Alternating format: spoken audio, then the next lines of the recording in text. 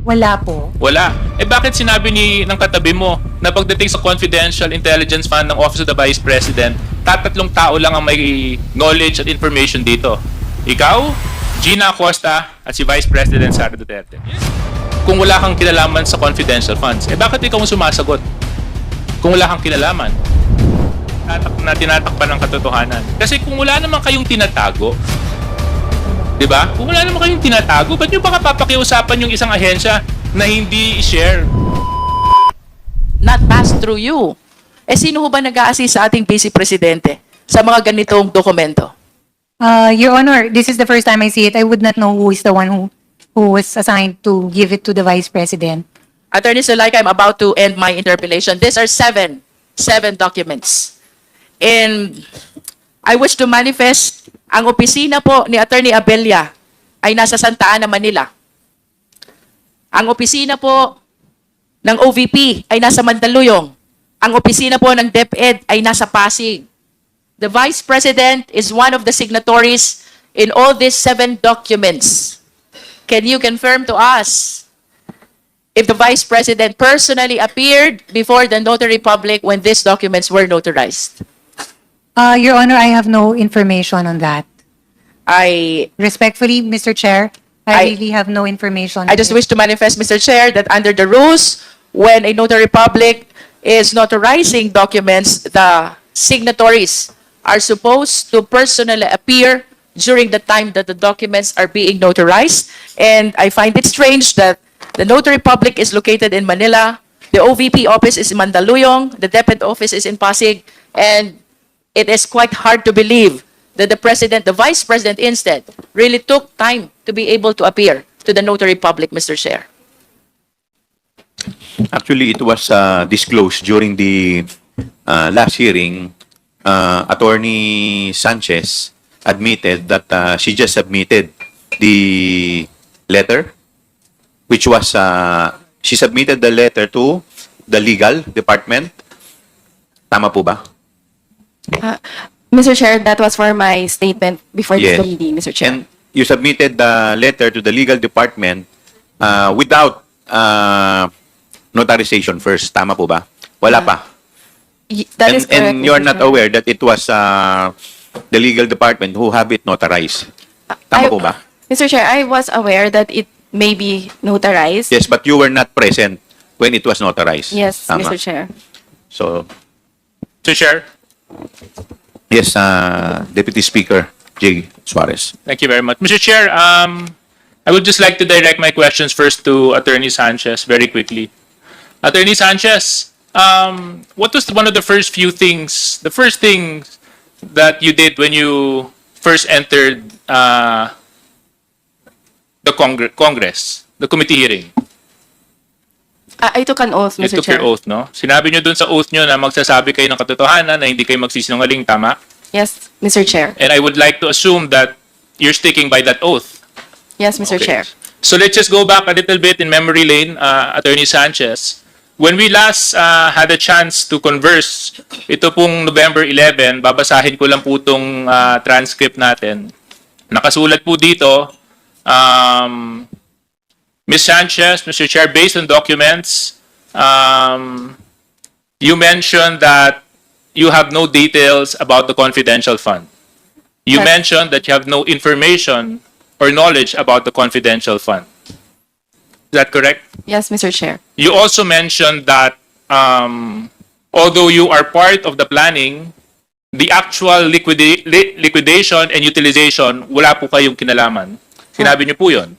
Mr. Chair, for the planning aspect, Mr. Chair, I was only the signatory as noted by in the physical and financial plan. But as to the specific details, And Mr. then, Chair, yes, I and have no then knowledge. I mentioned, kayo ang finance and administrative officer. You have full knowledge and control over the operations of the Office of the Vice President. That is part of your responsibility. And I stressed the question. My question was, who has knowledge and information over the confidential funds, the utilization and the liquidation? And you mentioned that That, Mr. Chair, based on the documents, I would presume it would be the Special Disbursing Officer, Mr. Chair. Yes. Other than the Special Disbursement Officer, you mentioned the name Miss Gina Acosta. Is that correct? That's correct, Mr. Chair. Yeah. And I asked you, Miss Gina Acosta holds office under whom? And you mentioned, That she is assigned to the Office of the Chief of Staff, Mr. Chair. yes. And the Chief of Staff being Attorney Lopez, Mr. Chair. Attorney Lopez. Zuleika Lopez. The Yes, person Mr. Chair. behind you. The person beside you. Beside- Okay. Now, Yes, Miss Mr. Chair. Lopez.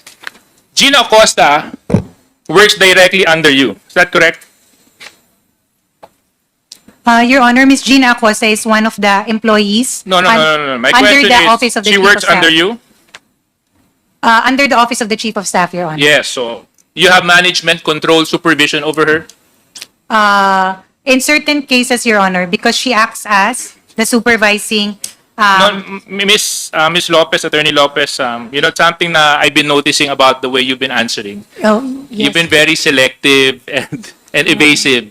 Just categorically just say, because I'm starting to believe na you're trying to paint an image of a chief of staff that's not actually the role of a chief of staff. I've worked with many chief of staff, and chief of staffs have full control, knowledge, and information about what happens internally and externally in every office. But parang dito sa lagay mo, hindi yata ganon. So anyway, my question is, Gina Acosta works under you o hindi? Yes. Okay. She answers to you, yes or no? Yes, Your Honor. So if she answers to you, she's the SDO. Therefore, you would know about her activities, her responsibilities, and duties as the Special Disbursement Officer. No, Your Honor. No. I was not the person who designated her, Your Honor. No. That is not my that's not my question, Attorney Lopez. My question is, she works under you. You confirmed. You manage her. Yes. Now, my Attorney question Lopez. is, Gina Acosta. You confirmed that she works under you. That is correct?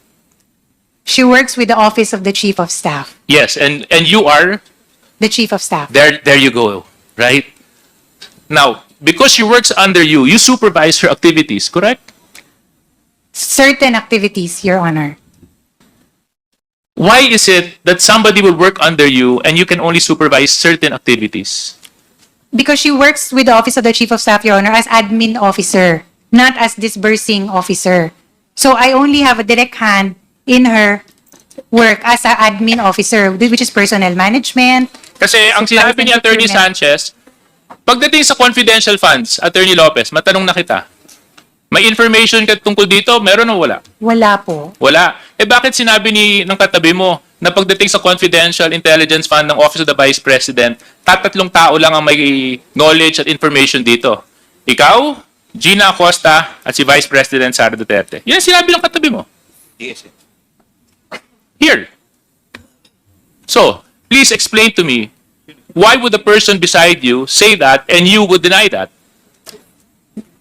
Your Honor, I cannot answer. Are you for- gonna fire her too? I cannot answer for Director Sanchez, Your Honor. I No, can but only my answer for question myself. is to you, Attorney Lopez. She has that opinion. It's on record, under oath. 3 people have knowledge and information on the confidential funds. You, Gina, the person that works under you, and the Vice President. So why is it now that when I'm asking you, wala kang kinalaman? Your Honor, Mr. Chair, because that is the truth. I really have no personal knowledge as regards the matter of confidential funds. Okay. And Attorney Lopez, sa utilization ng confidential funds, why is it that on April 19, 2024, where your signature is affixed to a document that was forwarded to COA, ikaw ang sumasagot sa Audit Observation Memorandum ng COA kung wala kang kinalaman sa confidential funds? Bakit ikaw ang sumasagot kung wala kang kinalaman? Your Honor, as I mentioned earlier, all external communications come from the Office of the Chief of Staff. But Attorney Lopez, you're not making sense. You just mentioned that you have no knowledge and information about confidential funds, and yet, to the AOM of COA, ikaw ang sumagot. Your Honor, with all due respect, respectfully, even for other regular audits, ako po yung all external comms, I sign off on it. It's a And matter also, of course. Attorney Lopez, I'll bring you back to another document. August 21, 2024, muli na naman po kayong sumulat kay chairman ng COA. At dito, sa laman po ng sulat ninyo, ipinapakiusap ninyo na kung maaari, wag i-share ang audit observation ng COA sa Kongreso. Noong August 13, 2024, nag-issue ang House Committee ng Appropriations ng subpoena, Duces Tecum, sa COA kaugnay ng COA Audit Report tungkol sa pondo ng OVP at DepEd. Matapos ang ilang budget hearing kung saan tinalakay ang paggastos ng OVP at ng DepEd Secretary ng pondong ito na umaabot ng 125 million pesos sa loob lamang ng labing isang araw. Totoo po ba ito? Your Honor, I'm sorry, I did not catch the question. Respectfully, may you please repeat? I'm sorry. Attorney Lopez, nag-issue po kayo ng sulat sa COA ng August 21, 2024. Tama po ba mali? Yes, Your Honor. Ano po ang dahilan kung bakit po kayo sumulat sa COA? I understand during the time, Your Honor, there was a subpoena issued to the Commission on Audit for the release of certain documents pertaining to the ongoing audit of some transactions of the Office of the Vice President. So ang dahilan kung bakit po kayo sumulat sa COA ay upang pigilan ang COA mag-release ng kanilang audit report and other related documents tungkol sa utilization ng confidential funds ng OVP at ng DepEd. In your words, you said here, you are of the position that the subject subpoena should not be complied with. Is this correct? Your Honor, Is this correct? It's a yes or no, Attorney Lopez. Is this correct? Were these the words you affixed on your letter?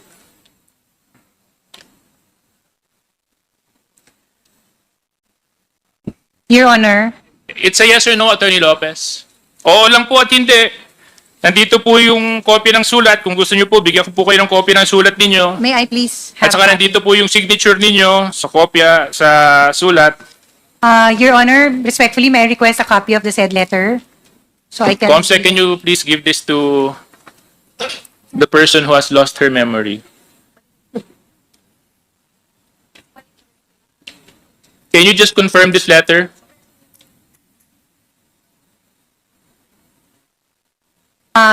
Yes, Your Honor. Okay. Indicated in Anyway, the second Comsec, can I have paragraph. my copy back?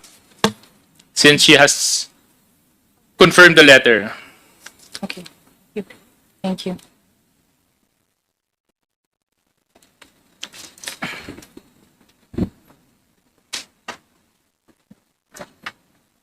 When you issued this letter, Attorney Lopez, did you act on your own volition? Yes or no? No, Your Honor. Hindi. Hindi kayo nag-iisa. So, sino ang kasama ninyo nung ito po ay inyong ipinarating sa Commission on Audit na hindi dapat sila sumunod sa subpoena Duces Tecum ng Kongreso? Your Honor, this was a matter I consulted with Mr. Lemuel Ortonio. Kayong dalawa lang. Yes, Your Honor, for the matter of the requesting COA. So, ang sinasabi mo, walang alam si Vice President tungkol dito? Your Honor, it was a letter that Ma'am, it's a yes or no. Let's not make life difficult. May kinalaman ba ang Vice Presidente sa sulat na ito? Oo, hindi. Opo, yes. So, she knew about the letter. Correct. Yes, Your Honor. Before you signed off to it and sent it to COA, correct? Yes. So, kayo po ba, Attorney Lopez? Kasi ang dating po sa amin nito ay una, hindi nun nire-respeto yung subpoena authority ng Kongreso. Pangalawa, parang sinusupil nyo yung karapatan ng mamamayan malaman kung paano ginagamit ang pondo ng mga ahensya na pinagkakatiwalaan ng mamamayan. Na pagdating sa oversight function ng mababang kapulungan at ng Senado, kung ito man ay kanilang gagamitin, ito ay hindi nyo kinikilala. Dahil sa sulat na ito, ipinapakiusap ninyo sa COA na huwag sumunod sa subpoena na in-issue ng Kongreso para hindi ibigay ang COA report sa Kongreso. At sa aking pananaw, this is one way of, how do you explain it, Congressman Zia? You're good in explaining. Of covering the truth. Tinatakpan ng katotohanan. Kasi kung wala naman kayong tinatago, di ba? Kung wala naman kayong tinatago, ba't nyo pa papakiusapan yung isang ahensya na hindi i-share ang mga dokumento patungkol sa isang investigasyon na isinasagawa ng isa pang ahensya? Di ba? Ngayon, Attorney Lopez, dahil sa sulat na inalabas ninyo, at inamin nyo rin naman na ikaw, si Mr. Ortonio, tama po ba? At ang ating Vice Presidente, ang may alam tungkol sa sulat na ito. Hindi po ba kayo naniniwala na karapatan ng taong bayan malaman ng kung paano nyo po ginastos ang pera na ipinagkatiwala sa inyo? Your Honor, may I answer? Please answer. Mr. Chair, thank you. Respectfully, Your Honor, that letter does not in any way seek to undermine the power of Congress as regards matters regarding to the power of the purse. It is not. It is simply a request to the Commission of Audit, given that there is still an ongoing audit investigation. That's why we requested that since hindi pa naman po natatapos yung audit, hindi naman po din tama na ibibigay na muna yung ganong documents. With due respect also to the audit still being done at the Office of the Vice President. So yun lang po yung position namin. We do not seek to belittle nor undermine the power of Congress, Your Honor. That is the farthest and the least of our intention. But Attorney Lopez, that is not a call for you to make. Right? Your Honor, it was... Precisely because you are the agency that is being investigated. That's totally uncalled for. You're asking another agency not to cooperate with Congress when an ongoing investigation is happening. That's suppression of the truth. At the very least. Dapat hinayaan nyo na lang. Ipaliwanag yun dito pag nag-hearing na tayo. Kasi nandito po sa sulat ninyo, parang pinipigilan nyo yung COA at pinapakiusapan nyo na huwag nyong ibigay. Nasa palagay ko po ay hindi po tama. Hindi po tama sa maraming aspeto ng pagtingin at pananaw. Kasi maaaring tama ang sinabi ninyo na hindi pa kumpleto yung pagsusuri na ginagawa ng COA, but that's not your call to make. That's COA's call to make, which they have emphasized many times while they've been here. But for this letter, Attorney Lopez, po kasing talagang ayaw niyong malaman ng taong bayan kung paano niyo po ginastos yung 612 million pesos na confidential funds ng Office of the Vice President at pati po ng DepEd. Your Honor, Mr. Chair. Wait, I'll get to you, Attorney Lopez. Okay. So ngayon, Attorney Lopez, are you still of the position that you have no knowledge about these confidential funds? Yes, Your Honor. You have two documents here that you signed off. One, questioning not naman questioning, na pinapaliwanag mo yung AOM ng COA, signature mong naka-affix doon. Number two, another letter addressed to COA na ipinapakiusap mo sa COA na wag munang ibigay ang audit observation sa Kongreso. That's your signature. Am I correct, Attorney Lopez? That is correct, Your Honor. And you are still expecting that the committee will believe you na pag sinabi mo hanggang ngayon wala ka pa ring alam maski 2 beses ka nang sumulat sa COA tungkol sa confidential fund. Your Honor, quick reading of the letter would No, indicate... that's my anyway, Mr. Chair, I would just like to end my point because I don't think Attorney Lopez will cooperate with us anyway. I would just like to manifest those two letters are true. Those two letters cannot be denied. Her signature is on those two letters. Those two letters are both addressed to the Commission on Audit. One, intent of the letter, ipinapaliwanag yung audit observation. Pangalawang sulat, ipinapakiusap sa COA na huwag i-share at ibahagi ang audit observation sa Kongreso. So napakahirap pong paniwalaan ng isang taong nakapirma sa dalawang sulat na yan ay walang kinalaman patungkol sa isyong kanyang ipinapakiusap sa Commission on Audit. No one in their right mind, Mr. Chair, will affix their signature in a document that they do not have any knowledge of. Abogado po kayo, Attorney Lopez. Kung ako nga, pipirma lang sa dokumento, inaaral po muna kung anong nilalaman. Ito pa, COA. Dito pa, pera ng taong bayan. Sorry, Mr. Chair. Thank you, Deputy Speaker Jay Suarez. Respectfully, Before I Mr. Chair. recognize Congressman Sia, and respectfully, Mr. Chair. yes, you want to respond? Yes, Your Honor. Okay. As regards the matter of the writing to the Commission on Audit, as regards the subpoena, we recognize the authority and the power of the Commission of Audit, Your Honor, as to all matters pertaining to audit, which is why we wrote to them. That was just our request on the end of the Office of the Vice President. And as regards the matter of explaining or explanation sent as to the AOM, those are matters, Your Honor, that, as I mentioned earlier, external communications fall under the Office of the Chief of Staff. The matter as to the preparation, etc., as long as it's in good compliant with form, those are matters that I sign off to as a matter of course. Hence the two letters, Your Honor. Thank you. Thank you, Attorney Lopez. Yes, Senior Deputy Speaker Don Gonzales, you're recognized. Thank you, Mr. Chairman. Attorney Sulaika Lopez. Ma'am, kanino nagre-report si Gina Acosta at Edward Pajarda when it comes to confidential funds po? Your Honor, I am not privy to that information. Although you are the Chief of Staff, ma'am, hindi mo alam yun. Yes, I am the Chief of Staff, but I have a certain role. It's, as mentioned earlier, Your Honor, Mr. Chair, in the Office of the Vice President, parang compartmentalized siya. We only perform certain functions. And my area of expertise is actually operations, Your Honor, for our socio-economic programs. Yes, ma'am, but you have been with Gina Acosta since you were the city administrator of Davao. Tama po ba? That is correct, Your Honor. But Gina Acosta holds confidential funds. Tama po ba? She's the SDO.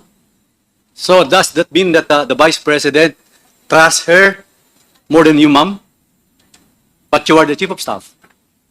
Your Honor, I cannot presume to answer for the Vice President and as who she trusts.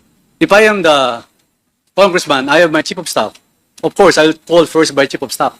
Everything, malalaman ko po yun. Kaya, on Gina Acosta, para pinagtitiwalaan po si Gina Acosta, the new, ng ating Vice President. Tama po ba? Again, Your Honor, I cannot answer for the Vice President if she will trust another person more than she trusts me. I cannot answer that. Did Gina Acosta ever coordinate the confidential fund with you, ma'am? No, Your Honor. So she kept everything confidential fund and did that clear to you, ma'am? No, Your Honor. She did not provide me. She does not report to me on matters. Parang hindi kapapaniwala Like that. po yun, ma'am. Your Okay, Honor, po. as stated earlier, Miss Gina Acosta is with the Office of the Chief of Staff. That is correct. She is our supervising admin officer. She is our OSH, our safety officer.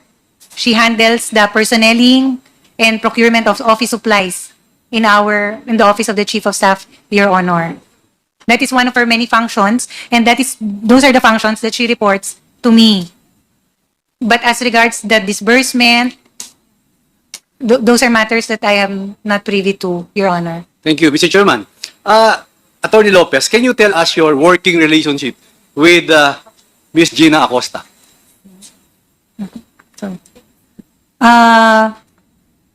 Professional, Your Honor. We have a professional working relationship. On the subpoena letter, why did you write COA not to comply with the committee subpoena, ma'am? Why did we write? Why did you write COA not to comply with the committee subpoena? Your Honor, that was the position of the Office of the Vice President, given that there was an ongoing audit of the funds being undertaken at the time. So we felt it was our position that masyado pa siyang, hindi pa siya, it's too early to be providing data because it is not actually final. That was our position, Your Honor. So, meaning to say, this is obstructing the process from Congress, Atty. Lopez?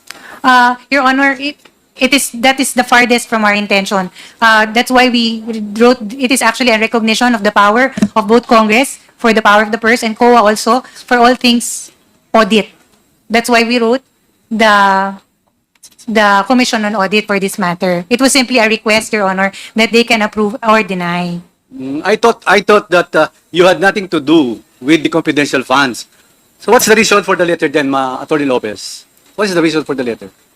Your Honor, as mentioned earlier, all external communications come from and emanate from the Office of the Chief of Staff. This was a matter that was raised by Mr. Ortonio, and when I also read the letter, I was of the position that tama naman yon kasi mayroon pang ongoing audit. So it is on this bid from the Commission on Audit. So ngayon po, Mr. Chairman,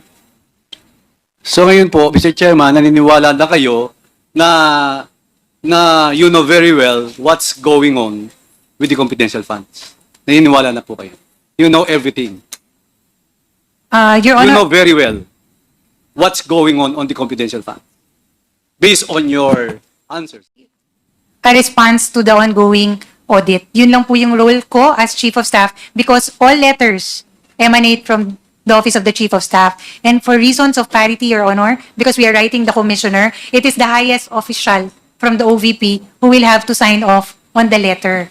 Hence, it was signed as a matter of course, Your Honor. Thank you, Mr. Chairman. Mr. Chair. I receive a letter now. I receive a picture now from Butuan. Sabi nyo, nandun si SDO Gina Acosta. Natanggap po akong picture, wala pong tao dun sa Butuan. Meron mga umiikot lang, mga ilang tao. Pero sabi nyo, may activities po sa Butuan. Mr. Chairman, could you please answer that? As of this point in time, walang tao po sa Butuan. Dun sa inyong opisina doon. Your Honor, Mr. Chair, I understand from the statement of Director Baloro that the event is in Hinoog. You told me that a simultaneous event. Opo. Wala pong tao sa Butuan. Hindi po sa opisina ng Office of the Vice President sa Butuan, Your Honor. It's in another area, which are... hindi po sa opisina. Meron po kaming opisina, Your Honor, Mr. Chair, sa Caraga. That is found in the city of Butuan. Totoo po yun. But the event, kasi simultaneous activities yan, Your Honor, hindi po siya nangyayari sa opisina, but on ground. Katulad ng sinabi po niya, Hinoog City and Magallanes. Anyway, thank you Mr. po, Chair? Atty. Lopez, Mr. Chairman. So, I was the one who asked that specific question. I asked him, where exactly are these activities happening now? And ang sabi po niya, I wasn't asking him about the satellite offices. I was asking him, where exactly in Caraga are these activities now happening today? So it's either you gave me a wrong answer or you're just lying. You tried to evade my question. I asked you specifically where particular areas in Caraga are these happening? Kasi nga wala dito si Ms. Gina, kasi dahil dun eh. Your Honor, And now you're telling us now, Mr. Chair, that you are referring to the location of your satellite offices? Mr. Kaya Chair, I was asking him about the satellite offices. I was asking him where exactly are these activities been going on today? It's happening. Mr. Chairman, Atty. Lopez, with your indulgence, are you not feeling well, ma'am? Are you okay? Your Honor, Kailangan mo ng therapist ba? Parang sakit yung ano. thank you. I have Masakit po yung likod. a back concern, Your Honor. I'm a scoliotic. So, Okay. I requested the chairman actually early on that I be allowed to stand every 20 minutes because I cannot stay in one stiff position. Otherwise, my back will really, really hurt, Your Honor. And then I will have migraine. Okay. So, that is the case. Okay, I will Chairman. move for 1 minute suspension. But before that, the next interpolator is I think, Mr. Chair, Congressman. let's with due respect to, Yes. because ang sabi po ni SDS kanina, pinaano po nila, pina-verify nila, ito wala. And I think we need an answer. Kasi I wanted to ask Baloro, where exactly in Caraga are these activities being conducted today? Mr. Chair. Yes, please answer, Mr. Balor. Mr. Chair, I am confirming that there was an activity happened in Hinguog and in Magallanes and Butuan City, Your Honor. Yeah, but I have- tatlo. So I guess kanina pina-verify and there was no activity. And anyway, Mr. Chair, I just want to find out really kasi parang ang dami ng disconnect dito eh. We are not getting any Correct answers. Yes. Thank you, Mr. Chair. Mr. Chairman, Yes, Congressman. just your interjection. Director Boloro, Pardon. do you confirm that indeed there is an activity there? Your Honor, yes, Your Honor. Because, Can you provide us the proof? yes, Your Honor, I can provide you with a photo sent to me by my staff, Your Honor. Ngayon? Yes, Your Honor. Saan? Sa Hinguog, Your Honor, in Magallanes and in Butuan City, in Caraga, Your Kompleto ba yun yung ano niya? Date? Yes, Yung Your time? Honor. Doon sa pictures? ATM, Your Honor. At the Only- moment. At the moment. At ngayon? Yes, Your Honor. I can share it to the committee, Your Mr. Honor. Chairman, may you direct the COMSEC to secure that video or photos? Okay, Comsec, please. Then, Mr. get the Chairman, photo. ganito lang po, Director. Alam ko po si Atty. Lopez, yung direct principal ni Acosta. But in this case, this is kasi an activity in which you're the one who supervises this, all this activity, di ba? Tama? Yes, Your Honor, under the Do satellite. you have a number of Acosta? I'll check it here, Your Honor. Do you please check from your staff in the area if Miss Acosta is present?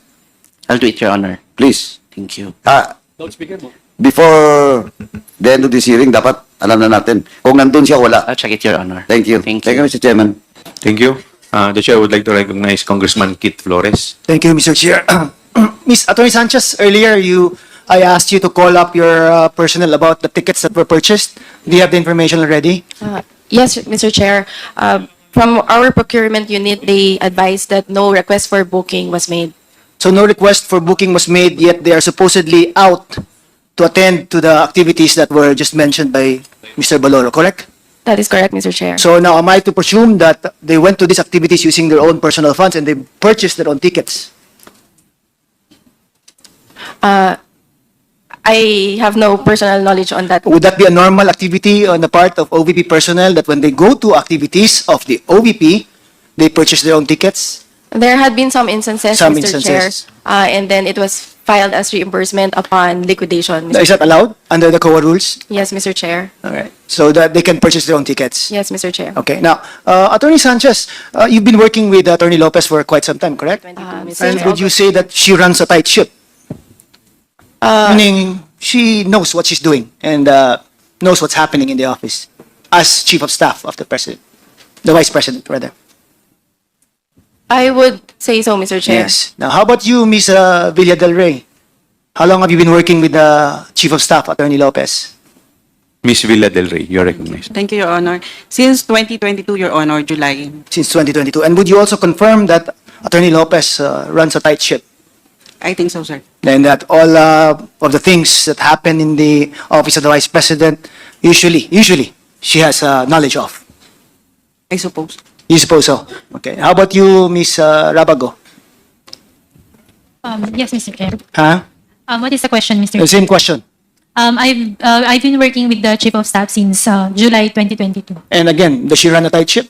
I suppose. I've known of Attorney Lopez from Davao pa, as a city administrator. I know she ran the city pretty well. No? Now, how about important documents, Ms. Rabago? If there are documents that you need the attention of the Vice President, example, do you give it directly to the Vice President or does it go through the office of the Chief of Staff? As for me, since I am an administrative officer of the Budget Division, I report directly to the Chief Administrative Officer of the Budget Division. And who that is? That is Mr. Calvin Teñido, sir. Okay. Yes, sir. How about you, sir? If there are important things that you need to get to that, to give to the Vice President, do you give it to her directly or do you go through the office of the Chief of Staff? Initially, sir, I will consult it first with the Office of the Consult first with Admin and Finance Director. Admin and Finance Attorney Sanchez. Yes, sir. But never directly to the Never, President. Never. Never. Oh, it's also you, Ms. Rabago. How about you, Ms. Villa Del Rey? Saying, Your Honor, To Sanchez also? yes, sir, I will present first to the Director of Admin and Okay. Finance. How about you, Attorney Sanchez? Do you go directly to the Vice President or through the Chief of Staff, Attorney Lopez?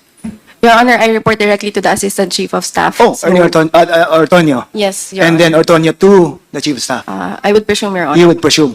Would that be correct, Attorney Lopez? Ortonio to you, then to the Vice President? Yes, Mr. Ortonio to me. Okay. Now, how about I saw your signature kanina, Attorney Sanchez, on some of the disbursement vouchers, no? Sa confidential funds. Tama ba yun? Was that yours? Mr. Chair, I only signed the checks, but not the checks. disbursement vouchers. Okay. Not the disbursement vouchers, but just the checks. You and Mr. Ortonio. Mr. Ortonio. Okay. Now, I really wanted to ask the disbursing officers, no, but they're not around. And I'm wondering if the Bureau of Treasury can help me out on this matter. No? As a disbursing officer, you are what you call an accountable officer, correct? Good afternoon, Your Honor. Yes, Your Honor, that is correct. Now, as an accountable officer, you're called one because the money that is given to you, you're accountable for it, That is correct, Your Honor. right? Now, you can only be an accountable officer if you are properly bonded, correct? That is the requirement for accountable officers as provided under the public bonding law, that all accountable officers, whenever the nature of their duties permit or require the custody of funds or property for which he is accountable, that accountable officer must secure or must post a fidelity A bond. fidelity bond. Yes, sir. And what is the requirement on the fidelity bond?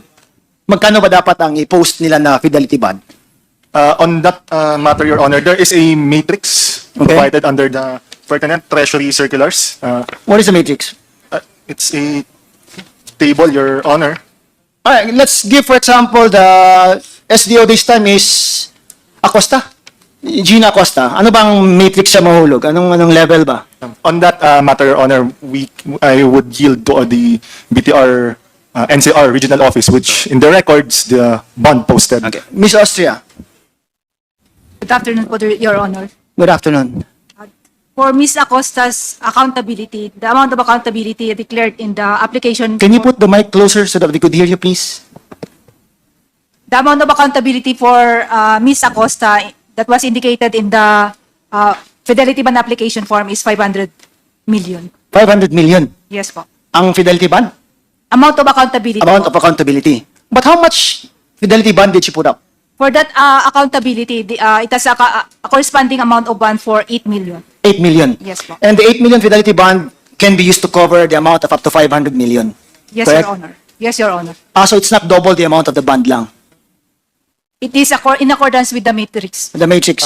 Your Honor, if I may interject. On that matter, Your Honor, the bond coverage, under our table, under the matrix issued by the Bureau of the Treasury, ordinarily would not cover the entire accountability. Okay. On that regard, Your Honor, if we may quote the position paper of the Bureau of the Treasury as to why the policy is such, but in some, it is because of the fiscal impact that a reimbursement from the Fidelity Fund